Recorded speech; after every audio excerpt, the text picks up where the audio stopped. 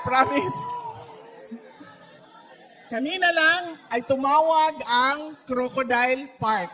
At sinabi nila sa akin,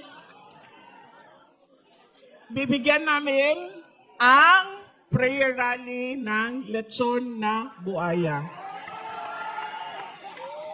Oh, hindi lang yan. Sabi ng kaibigan ko na merong bakery, sabi niya, Inday Sara, akong bahala sa cake mo na buaya. Gaano kahaba yung cake? 3 meters? 4 meters. Buaya. Pagpiestahan namin ang mga buaya. Ano ba yun, ma'am? Saan ako? Pwede siyang mag-threaten ng witnesses. At ang huli ay pwede siyang, nakalimutan ko na naman. Ano yung huli? Ha? Ipatuloy ang paggawa ng krimen kuno. Nakita naman natin na hindi na nag-oath, hindi na mayor ng Davao City si dating Pangulong Duterte. Ano ba sinasabi niya? Sabi niya, hindi ko magawa ang trabaho ko kung nandito ako.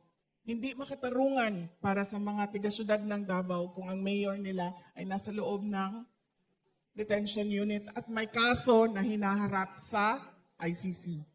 So sabi niya, mamaya na lang yan kapag nasagot na at natapos na ang ICC ko na kaso. So yan yung mga tatlong bagay na pwede mong hindi ibigay ang interim release. Pero sa kaso ni dating Pangulong Duterte, wala ito lahat. Kaya nakikita ninyo, wala nang basihan sa batas ang oposisyon ng prosecution. Ang basihan niya, newspaper clippings, kung anong sinabi nito, anong sinabi niyan, ganun na lang ang basihan niya. Yan ang interim release. Ang huli ay nagsasabi ang abogado. Tingnan muna natin kung pwede pa bang mag-trial ang tao na ito. Meron kaming mga expert, ilabas natin ang expert, interviewin ninyo ang mga expert kung pwede pa bang mag-trial ang tao na ito. Yan ang tatlong na mga papel o dokumento na nasa loob ng ICC na hanggang ngayon hindi pa inaaksyonan.